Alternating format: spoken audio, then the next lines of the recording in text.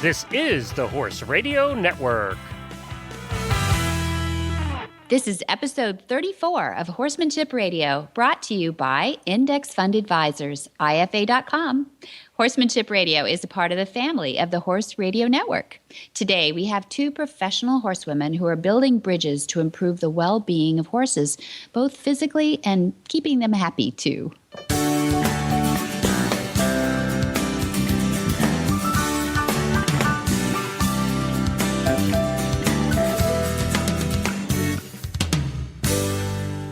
This is Debbie Laux, and you're listening to the Horsemanship Radio. Thank you for joining us. Horsemanship Radio airs on the 15th and the 30th of the month, and I have my producer, female Jen, today. Hi, Jen. Woohoo!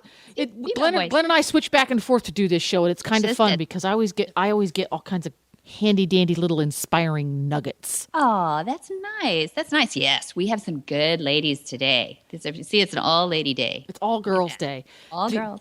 It's going to be fun today because I've been handling the next door neighbor's horse a lot more than I used to because we're moving from pasture to pasture a lot, and he's kind of flighty and kind of high strung, and I think you might call him remedial.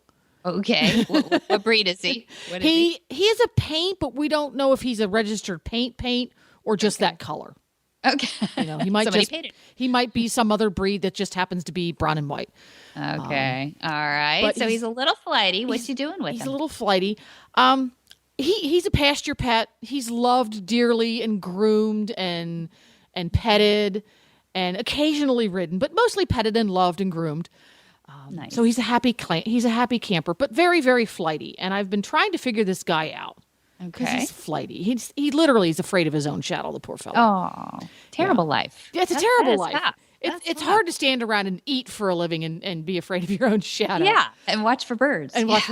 So I've been trying to be more observant of him. Okay. And really watch and try to recognize what he's thinking. Because you have to watch carefully because as soon as he thinks something, he reacts to it in a hurry. Yeah, out of the way. He doesn't think through it. Beaker's just the opposite. I can be a little lazy with him because he'll think about something or express himself and he'll wait patiently. It's kind of when you would go to your aunt and uncle's house as a kid and you would break open the permanent markers and get them all over the light colored carpet in the front room. Okay. And then you would watch their reaction. And you would the uncle would stare at you glaringly and you would just stand there and stare and wait for you to figure out what he was saying. Okay. You were like 4 years old and you looked up and you're like, and after about 45 seconds you go, "Oh, I'm in trouble, aren't I?" This is bad, yeah. And that's the way opposed to, yeah, so now the aunt though. But the aunt, she was right on it. I was like screaming. Yeah, exactly. So there we go. The hair. Yeah, and Beaker he's going to stand there and wait. He's going to do whatever he's going to do. He's going to stare at me or turn his head away from me and twitch the ear and wait for me to figure it out. It's like, okay, I'm just going to stand here like this and hold this pose until you figure it out. He's very patient. Okay, so it's Beaker's the patient one. And what's the name of the paint? The paint guy, Pablo. If you don't figure out in a heartbeat, he's on to the next thing, and it's usually on top of your foot. Yeah, exactly. I was going to say you got to stay out of the way of those guys. Yeah. So what are you doing to change the relationship a little bit? Well, I'm trying to be better about using my body rather than my hand because you lead a horse around by a lead rope. So when there's something that needs to be adjusted, you use your arm at the end of a lead rope because you don't want him to trample on your foot. Of course. Right? It hurts. Yeah, and he's very likely to leap in the air because he's scared of something and literally land on you. Yeah. So there's kind of a defensive mechanism going there. Yeah.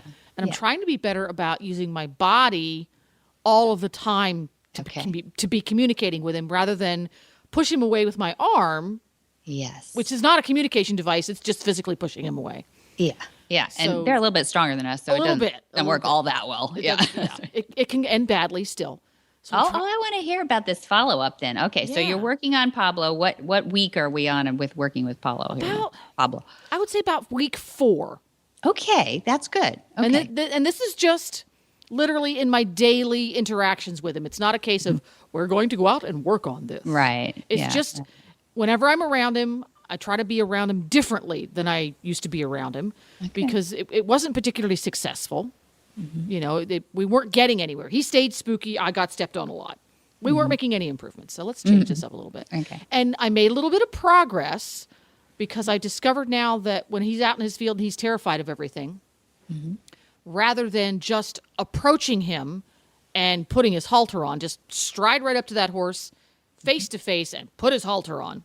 Mm-hmm. And this was something that Beaker taught me back when I got him, and a little bit more subtly. He didn't step on my feet to do it. When I got him, if I would stroll right up to him face to face and stare at him and try to put the halter on, he'd walk away. It's like, whoa, what are you doing, dude? And I had to figure out that, no, don't walk straight up to him and stare at him. Walk over, kind of saunter over. Hi, how you doing? I'm going to look off my shoulder if you look at your shoulder. Okay, and everything was copacetic. That's right. And I tried to work with that a little bit with Pablo. I had to be a little bit less subtle with him. I have to walk towards him, and as soon as he recognizes that I'm there, I have to turn away from him a little bit, or he's afraid of me. Perfect. That's perfect. 45 at least. Yeah, I have to kind of turn away from him a little bit. And that's good. You don't want to lose him out of the corner of your eye. Yeah. And you don't know where Pablo will be. But. And he'll kind of walk up to me a little bit. I'm going, yay! Yay, it works. Oh my gosh, exciting. Look at that. Well, we're gonna hear a little bit about Equus today too, because these ladies that we're going to be able to have the privilege of talking to do know a little bit about the language Equus, and they probably could learn a few things from Pablo as well. He's a good teacher, it sounds like, and we want to follow your story with Pablo too. I got a few ideas for you, but I want to hear about the next 4 weeks and see how it goes, and then we can work on challenges to that. Challenges. Up the bar a little bit on you. But it doesn't involve pain. So that's good. I like that. Yes, wear your steel-toed boots. But all right, so this will be great. This will be a lot of fun. Yeah, looking forward to it. Hi, I'm Mark Hebner, president of Index Fund Advisors and proud owner of Monty Roberts' Willing Partners graduate, He's a Sugar Bear. You know, investment portfolios are a lot like horses. You need to find one that best suits you, your temperament, and your stage of life. Some people might like an energetic horse and an aggressive investment portfolio, while others are more comfortable with a gentle ride and a more conservative investment portfolio. The trick is to find the one that's right for you. That's what Index Fund Advisors is all about, matching people with portfolios. Risk-appropriate, low-cost, and globally diversified investment portfolios. You can find the right portfolio for you by taking the Risk Capacity Survey at IFA.com. That's IFA as in Index Fund Advisors. Or you can call us toll-free at 888-643-3133. That's 888-643-3133. Sherry Gaber was born to a chiropractic family. Sherry's father, Dr. Marshall Dickholtz Sr., was a pioneer in the field of human chiropractic practice. Wow, say that 3 times. Chiropractic practice. She decided to follow her love of animals and use her knowledge that she gained to adapt her father's technique to help all our creatures, great and small. She's adjusted animals ranging from a 3-day-old fawn and bears and hawks and owls and eagles, a porcupine, a mountain lion cub. She worked on horses for 16 years, and she has 2 Rocky Mountain horses and 1 spotted mountain Rocky horse. Welcome, Dr. Sherry Gaber. I'm so glad to have you on the show. A lot of people have been singing your praises, and I'd love for people to say hi and get to know you a little bit. Well, perfect. I'm here. You just came from working on 4 horses, I heard. Is that right? I did, including a pregnant mare, a Rocky pregnant mare. So this will allow her to be more comfortable. And even when we did people, we used to tell the pregnant women that, of course, the delivery would be that much easier because the pelvis is totally balanced and there's flexibility and there's no constriction in the lower back muscles. So it would be the same for the horse. So I felt, and it increases blood circulation. So I just know that this delivery will be just great for this mare. Nice. That's great. Well, us moms, we all need that help. That's good. So what I I'm intrigued by you because I know that you've been able to work with veterinarians at clinics for years. There was a wildlife center in New Mexico for 5 years. That must have been a university. What was that like? The veterinarian that I worked with, Dr. Kathleen Ramsey, she was the head of the wildlife center for many years, and I just moved there, and so I was cleaning cages, and because I just moved to Santa Fe. And then she heard the technique that I used was the NUCA technique. That actually saved her life. She had a lower back paralysis. So she got me out of cleaning bird cages, wild birds. And she had me look at a one-eyed dog to see how I could make this dog walk better. And part of what I do, is first look at what the head is doing, if it's balanced. So a one-eyed dog was, okay, let's make this work. Then she really liked what I did, and she said, all right, I've got a young bear over here that fell out of a tree, and I've got a golden eagle that can't extend one leg and can't open the talons of the other leg, and I've got an owl over here. And then later on, it came to take care of the porcupine, which I'll never do again, but I found out that the quills come out only when they shake. The adjustment went well, but I didn't move my hand fast. Oh, he shook. So, and then there were the 3 baby mountain lions that came in. They were 3 days old and just not doing well. And so I looked at the 3 6-day-old mountain lion cubs, and they were all out of alignment because of the trauma that happened that brought them in. And then I was able to check them again before they left for the zoo when they were 5 months old. And that was quite the experience. They were the most sinewy, muscled animals I've ever experienced in my whole life. And I've done Clydesdales and other big horses, and these really took the cake. So it was a great experience, and it was successful on every single animal. Yeah. So it was a great experience and a great learning lesson. I know you worked on Clydesdales. That's amazing to me. But I think you were going to have to explain a little bit about this NUCA, the way that you work on these animals that helps them. I mean, obviously, all those must have been success stories, or you wouldn't have mentioned them, right? With all these different kinds of animals? Yeah. Yeah, correct. Well, the NUCA technique, it's called National Upper Cervical Chiropractic Association. It's a specialized chiropractic technique that was devised by these 2 chiropractors in the late 50s, early 60s. And because they both had health problems, they had to keep figuring out where does the misalignment or the interference on the nervous system really come from. And what they found out, and I did my own research on this, that in the upper cervical area, which is the upper neck area, right below the skull, it's called the brainstem. And the first vertebra is called the atlas. And what we found out is that the head, which is very movable because the bottom of the skull is pretty round, and then the atlas vertebra is kind of like snug. It holds up the skull. And that is the most movable vertebra of the entire spinal column. Because of evolution, we had to see what was going to be chasing us and eating us. So it has a great range of motion. So most misalignments always affects, if the spine is going to be out of alignment, the first vertebra is always misaligned against the left side or the right side of the spinal cord, and then that causes an interference so the brain can't communicate past that point. And then my big understanding in taking care of animals is it's really important to see, is the head balanced? And the head, if the head is misaligned, what also happens is it can pull on a big nerve. It's called the vagus nerve. I call it the Las Vegas nerve. And that nerve comes out of the back of the skull and goes to feed every single internal organ, except for the adrenal gland, and tells the whole digestive system and your heart and your lungs to properly slow down and to have good digestion or a proper heartbeat. And if the head is misaligned, it decreases that ability of the vagus nerve. So then things don't work as well, and you can have more possibilities of colic, you have more constriction, you can get tachycardia, which is a fast heart, and even breathing.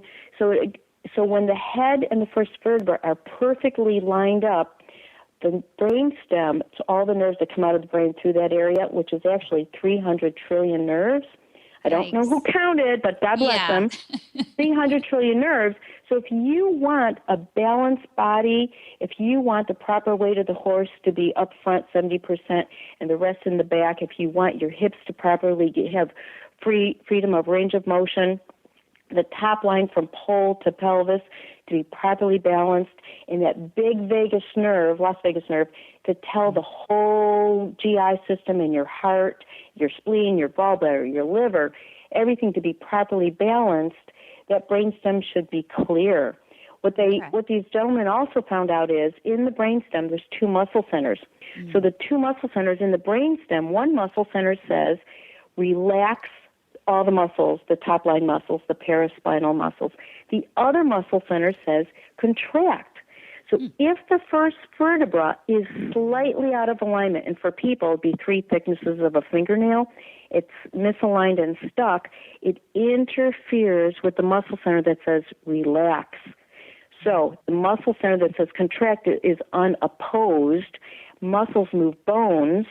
So from that, I call it the fuse box, from that one point of the upper cervical area, the fuse box, that muscle center that's unopposed, that says contract muscles, it communicates muscles all the way from the pole to the pelvis to be abnormally tight, and then muscles move bones. So then your pelvis, one side of the pelvis could be actually misaligned and then stuck.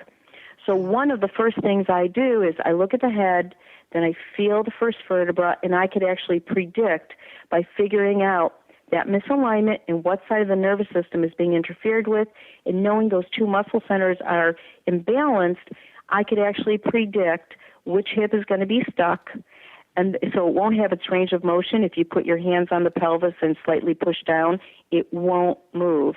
Then the body weight has to go forward because the animal wants to push, and it really doesn't have the freedom of motion, so the body weight goes forward. And then the top line muscles get contracted and sore because they're not used to taking that weight. And then the forward diagonal shoulder then takes the effect of that locked hip. Oh, boy. So give us a visual of this, Sherry. I'm a visual person. I'm picturing a big old horse. He's standing leg at each corner, right? And how are you pushing down on the hip to know that that's locked up? It makes total sense that you've got everything kind of locked up because the very source of the messages is locking up. But tell me what that looks like to a horseman. Well, I would be saying, let's say I'm going to be standing on the left side of the horse at the hip. Okay. So the buttocks comes down, and then you can feel the hip bone.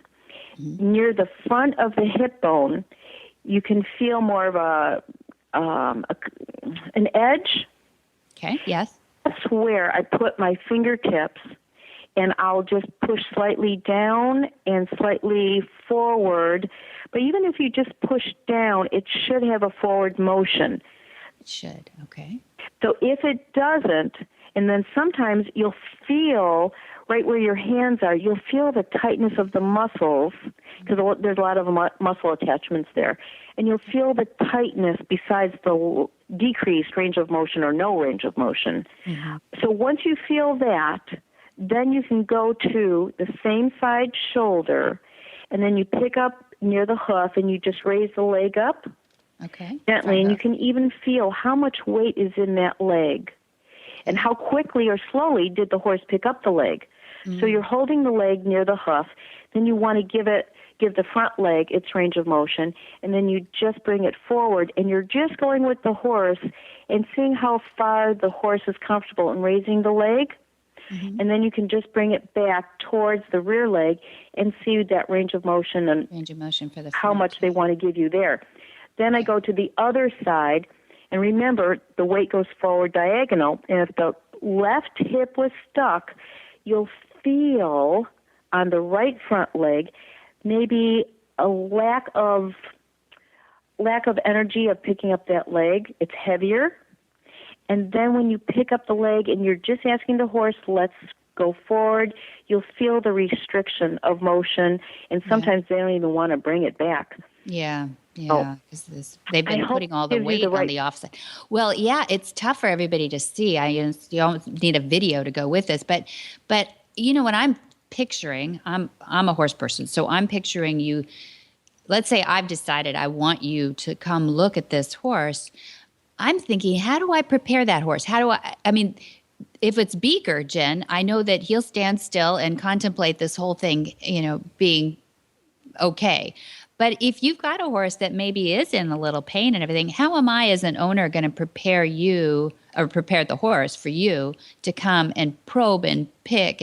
And what if the hoof doesn't come up as quickly as you'd like it to, and that's because it's you and not me? What I've learned is that they feel your energy. When you're petting one of your animals?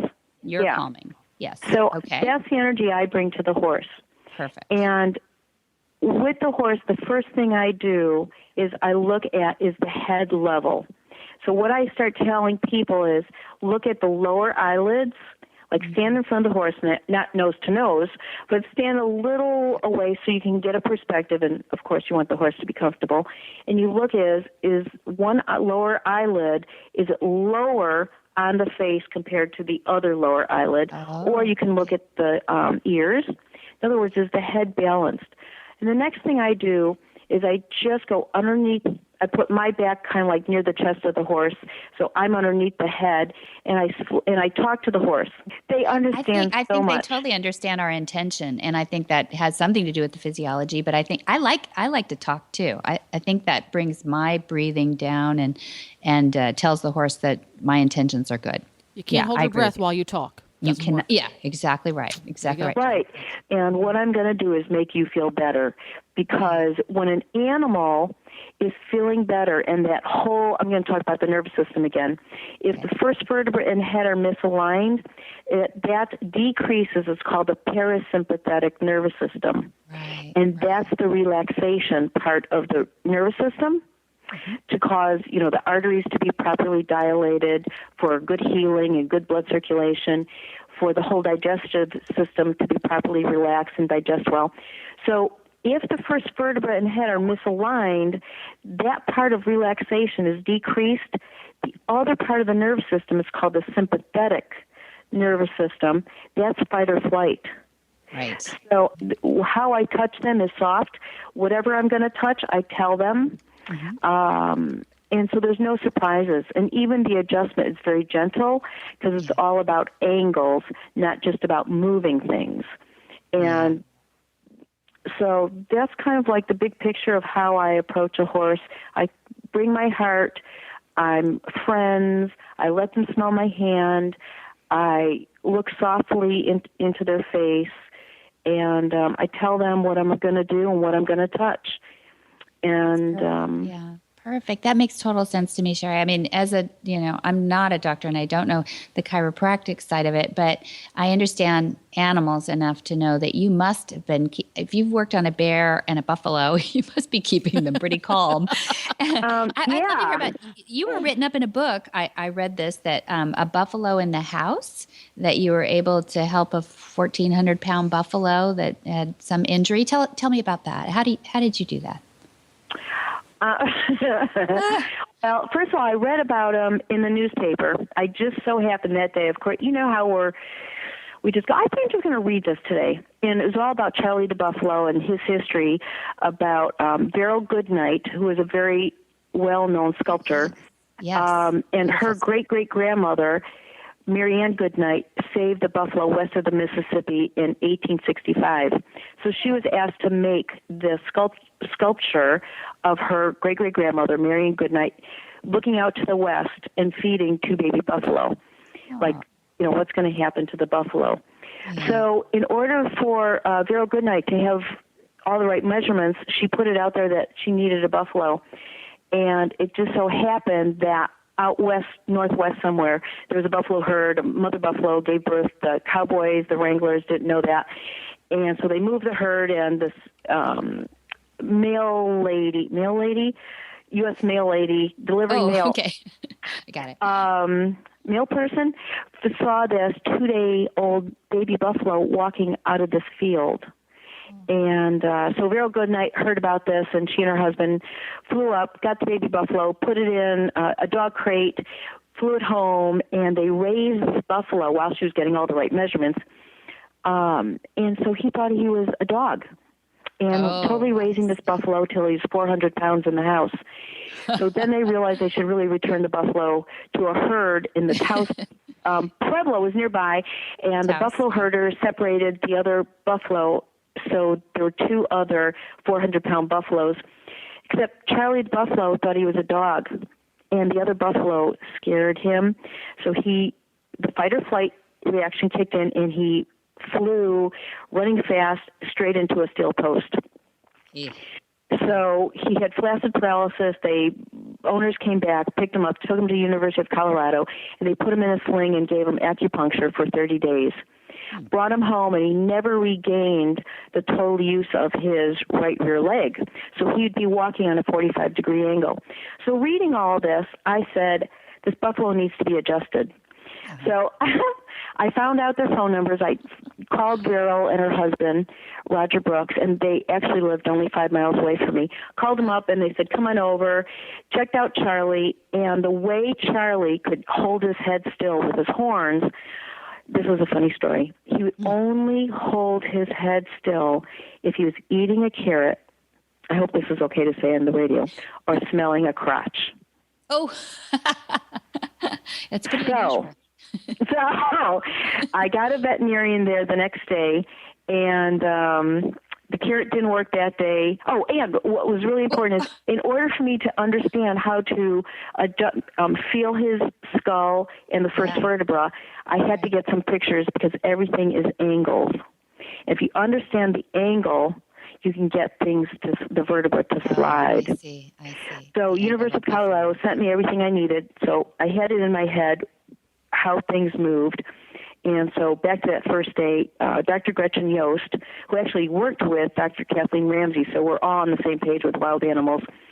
And carrot didn't work, so Gretchen said, okay, I'm going to volunteer my crotch, and Charlie was able to keep his head still. I felt for the first vertebra. I was able to have it slide, and then the hip, I went over to his hip.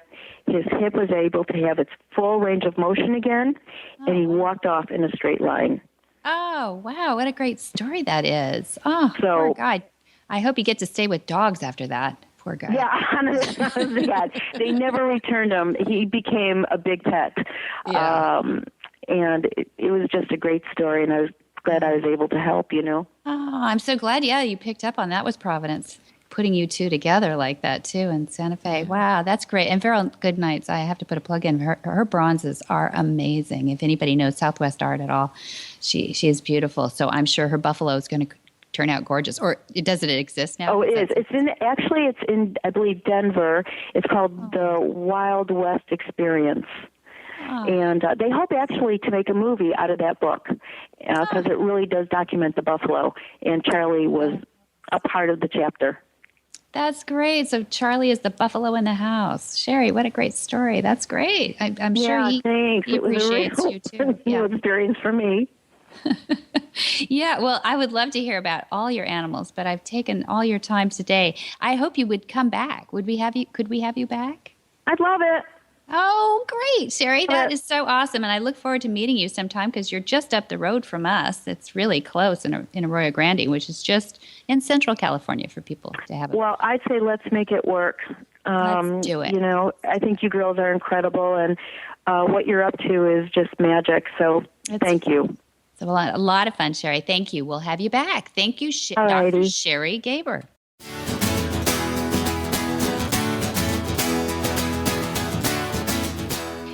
We're really excited because Sean's Omega Fields company has done something amazing for one of our test horses. His name is Cadillac.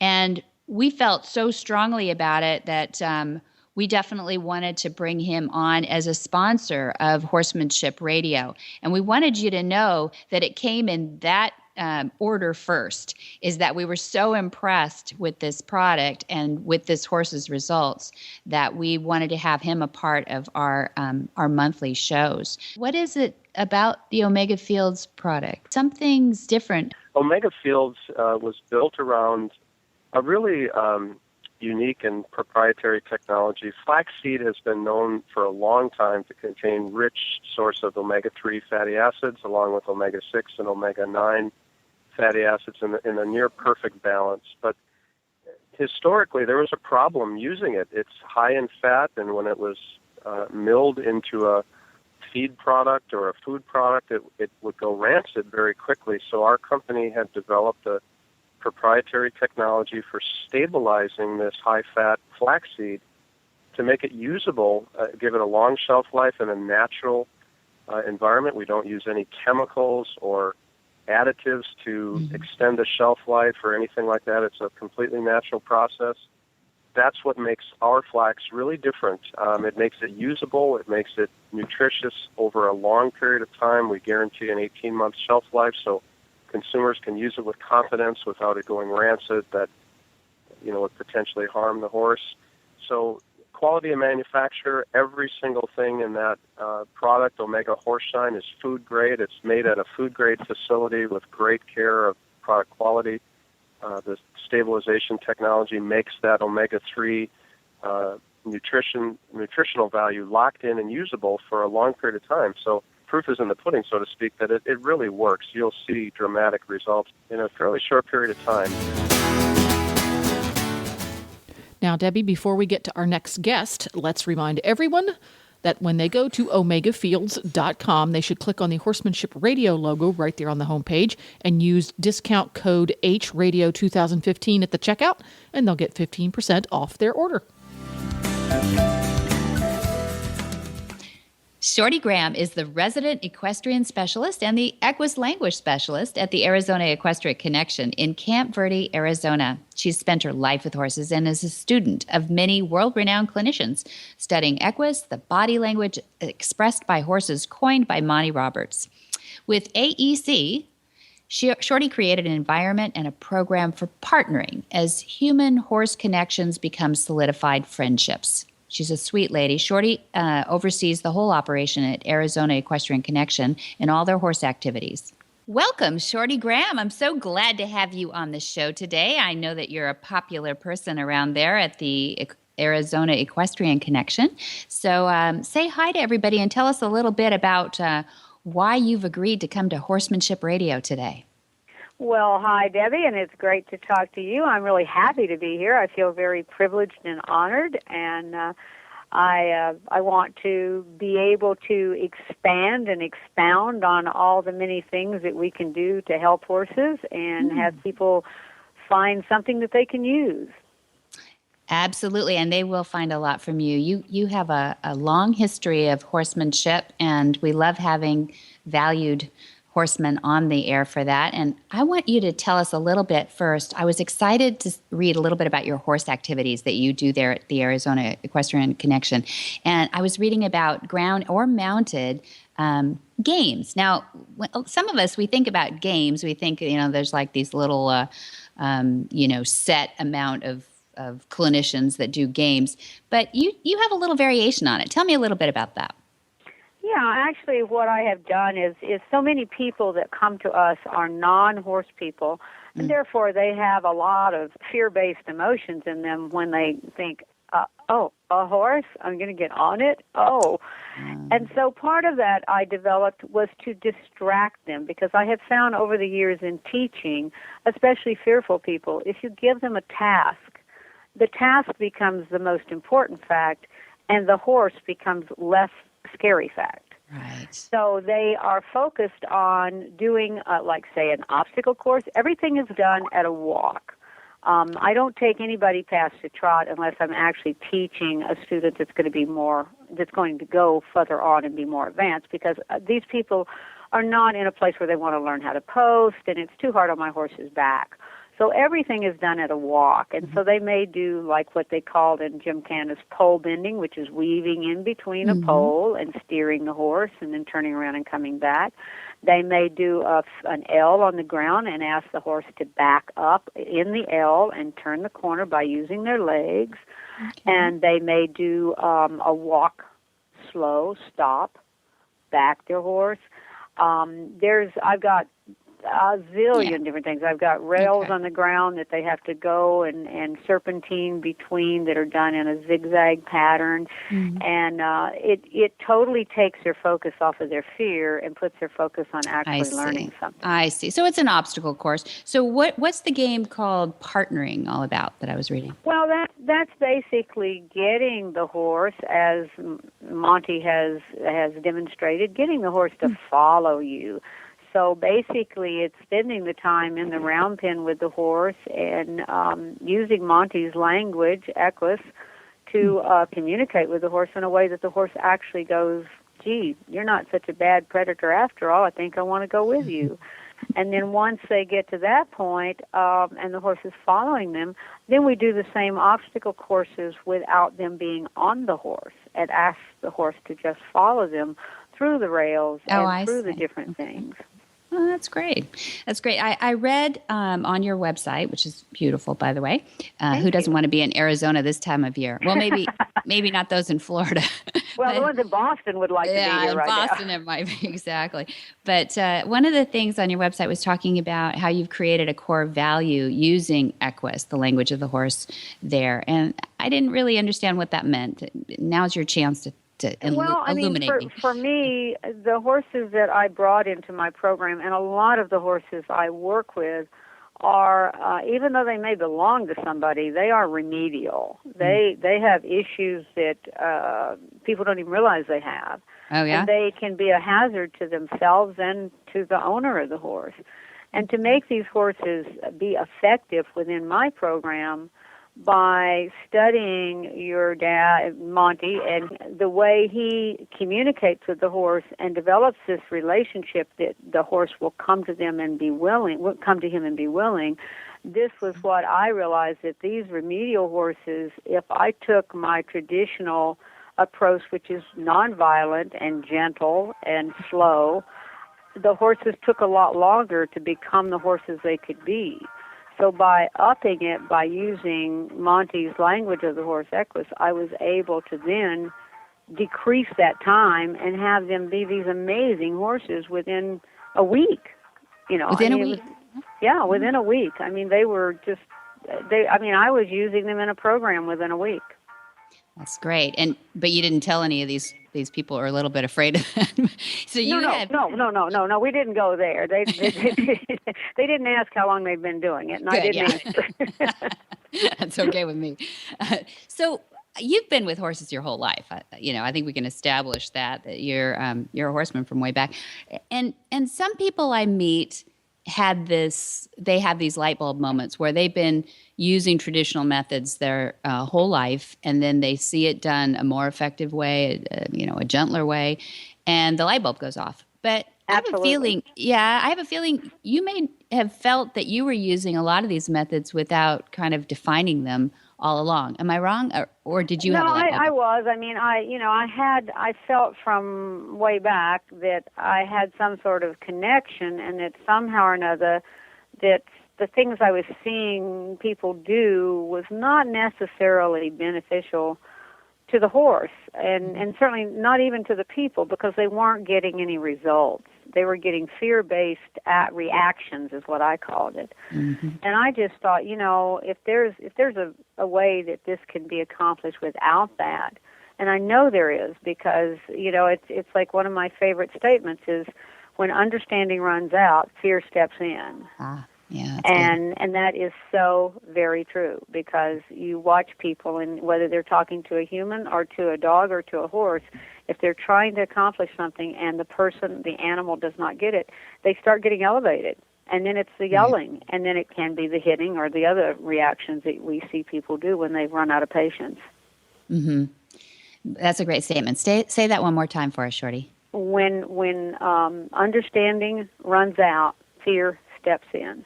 Good. And that's fear on the person's part. Yes. Really, it's not the horse's part. So that's when we resort to something intimidating, some piece of force. Right, and then the fear becomes horse-based then. Right.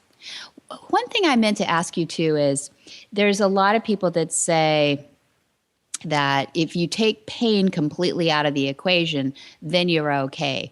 Where do you think yelling falls into that? having been a yeller Oh, myself, I have a voice that's quite capable of being heard in several counties. So I had to really work on that, because that was, my horses would be out in pasture and something would be going on, and I could yell at them and they go, oh, okay. And I have had to train myself to keep that out of me, because, again, that emotion that comes up with the yelling, or whether it's anger, yelling, or any of those, the horse feeds on that. It's not just you're just yelling. You're putting a fear out there for the horse, because this is an animal that is going to go, boy, that must be some kind of crazy predator out there. I think I better get out of here. be a bear. They're really loud. Yeah. Well, Yeah, you bring yeah. up a good point though about the physiology. Then, so you're saying, because even though you're not whipping the horse or creating some sort of painful situation, the adrenaline goes up. They're reading your intent and your adrenaline. Am I right? Absolutely, absolutely. And I mean, Monty, that's one of the things that has really impacted on me, is watching Monty control his emotions so thoroughly.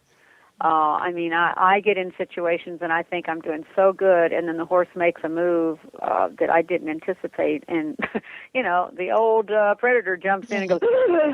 Yeah. We do. Any of us that are haven't been exposed to these concepts since birth, you have that muscle memory in your hands and in your mind, right? And and I want people to kind of forgive themselves about that too, don't you? Oh yeah, it is within our.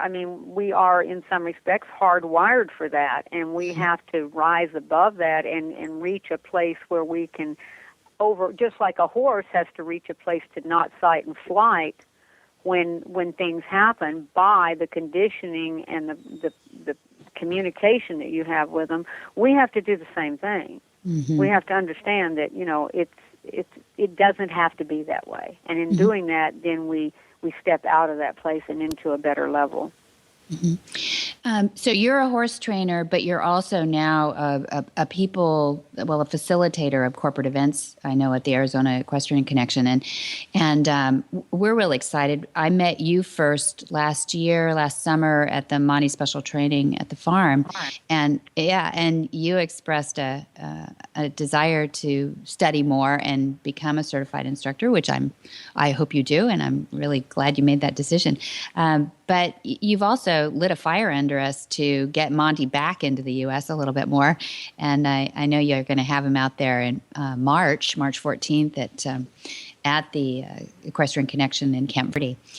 Tell us a little about why you made the decision to bring Monty in. Is it just because of the value of having a name out there, or does it add on to your core values there? It adds on to the core values. That's a setup question, I think. Monty is one of the most amazing people I've ever met, and he is as real as you can get.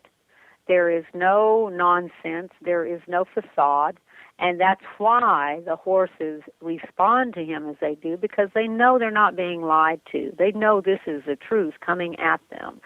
And this is something that in my own activities, when I've used some of the programs I've used with corporate, when you tell people, you can't kid these guys. You have to be honest. And if you're not, they're going to identify it, because they are your best teacher.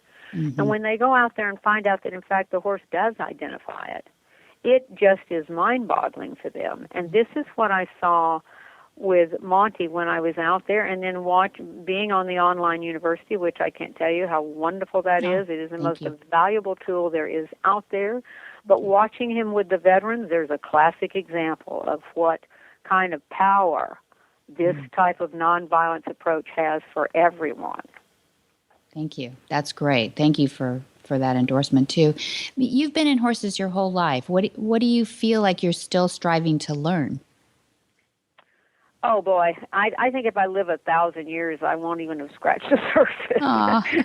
I really do. I see them and I see the troubled ones and getting through to whatever it is that has put them in that fearful place, and having them turn that corner and say, I'm going to try one more time and trust somebody. I mean, that's what I want. I want to be able to do that every time I walk in front of a horse. I want to be able to give them that gift of freedom and to step out of that fear and to be what they are. That's nice. So you work with a lot of spookies? I do. And sometimes not as well as I might. But I mean, I do, and I really enjoy it because I know I can see the transition from this horse that is just terrified into a horse that looks at it like, so what was the big deal anyway? Yeah. You can see them relax. Yeah, that's what, I mean, all of a sudden they're soft. Yeah. They're breathing, their eye is soft, their mouth is soft, and it's like, oh, that's got to feel good for you. Yeah, exercise those demons a little bit. It must be such a mystery to horses of what we're thinking or what we're asking them to do so many times, isn't it? Yeah, I mean, you know how dogs look at you when you make a funny noise? I'm sure they're looking at us like that all the time. They got that tipped head look just in their eyes. Yeah, the tipped head going, huh?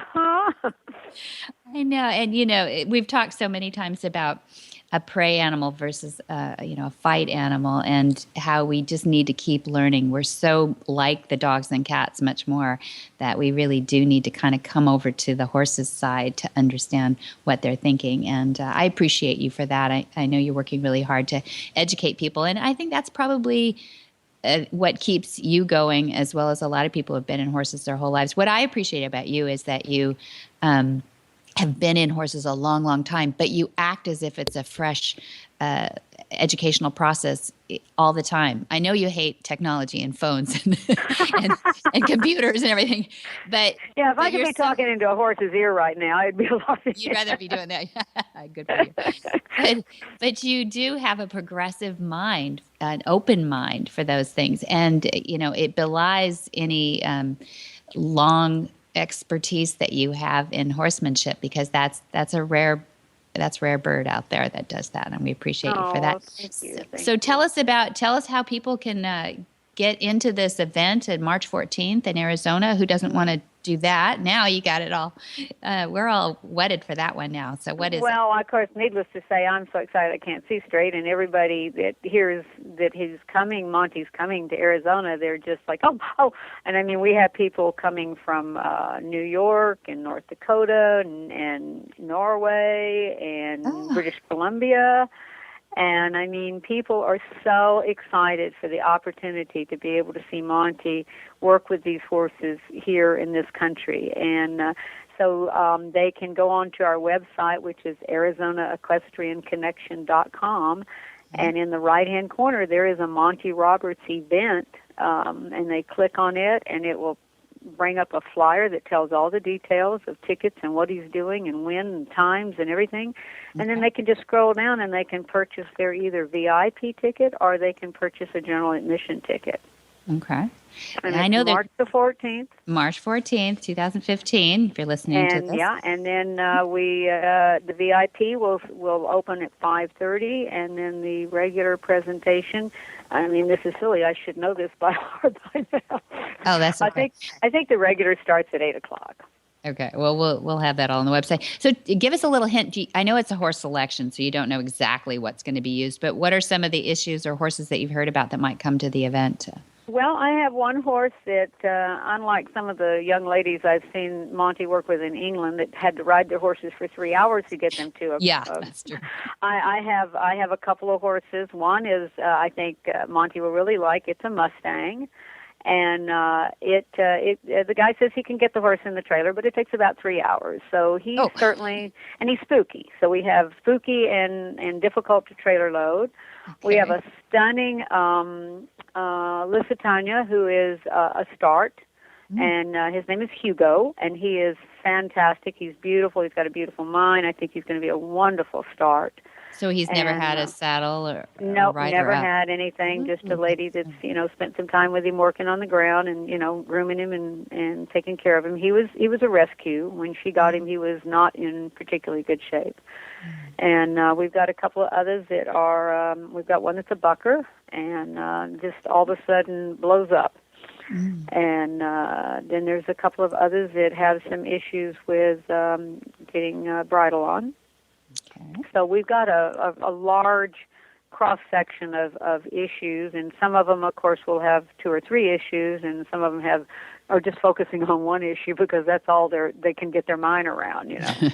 Yeah, great. Okay. Well, I hope we see a lot of people out there. I know I'm going to be there, and there's a lot of people that are writing to us saying that they're going to be there too. So it'll be really fun. Come meet Shorty and Monty at the Arizona Equestrian Connection, and we hope to fill your barn so we can maybe do this on an annual basis. Wouldn't that be fun? Absolutely. That's what we're working for.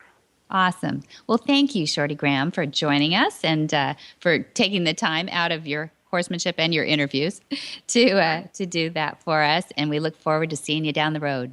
Oh, well, thank you. Thank you for taking the time and just spreading the word.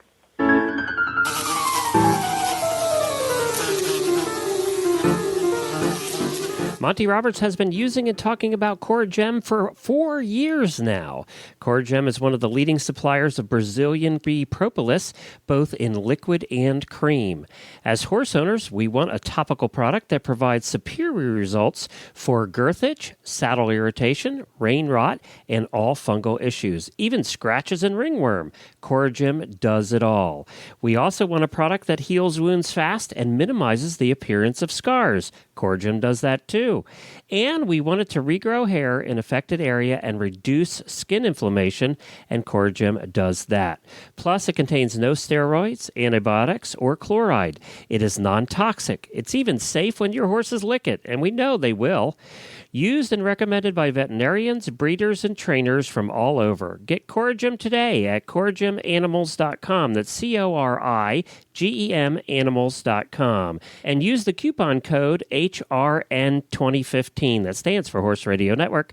HRN2015 and get 10% off your next order just because you're a listener to this show.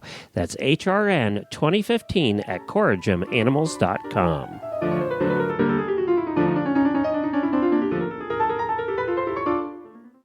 Up next, we have our trainer's tip. This week, we have Bridget Bryson from the Pony Club, and she's going to share a safety etiquette tip for around the farm. Always useful.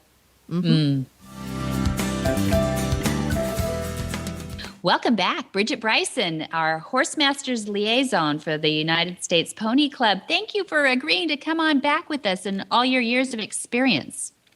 You are most welcome. You're so sweet, and we enjoyed you so much on your interview that we had with you recently, but we wanted to bring you back because you talked about years of experience, and I know you work with kids, and I know you work with a lot of horses, so tell us what you most often like to give kids the tips about. Well, one of the things that I'm sort of famous for is we have a Pony Club rule, which is whenever your horse is taken out of the stall, you always close the door behind it. And we always had problems teaching our children to pay attention to this, and it was one of those rules. And as with many things, you forget to let them know the reason behind the rules, so they can't remember it. Well, we had one competition, our Pony Club rally, and someone got permission to lunge their horse. They took it out of the stall. The problem was only they and the person who had given them permission knew about this. None of the volunteers were aware. So when we got back to the barn, we saw an open stall door and mass panic ensued. And we had half of the Pony Club chasing the local area, trying to find out where the loose horse was. Of course, we quickly saw the horse was being lunged and all was well after several heart failures later. But we were able to gather the children together, and we said, horses are clever and ponies are cleverer. And they can open a stall door once in a while, but they can't close them behind them. So now we always let the children know, remember, when you take the horse out, we need to know a human was with them and that the human was able to close the stall door behind them. And that has saved us many heart attacks since that day because now they know, we know if the stall door is closed that a human was involved in the process. And that's usually a good thing. It usually is a good thing. So there's my little tip for training children for the day. Oh, that's wonderful, Bridget. Thank you very much. There's a lot of adults out there tittering right now and thinking about that story. So we really appreciate that. Hi, I'm Monty Roberts, and I'm dedicated to training horses without pain. You can learn to do it too on my Equus Online University. Western, English, the beginner, or the advanced rider, it doesn't matter. You can connect with other students online too, on our forum, and there's a new lesson every week. It's a lifetime of learning for you on my Equus Online University at montyroberts.com. What in the wide, wide world of sports is going on here?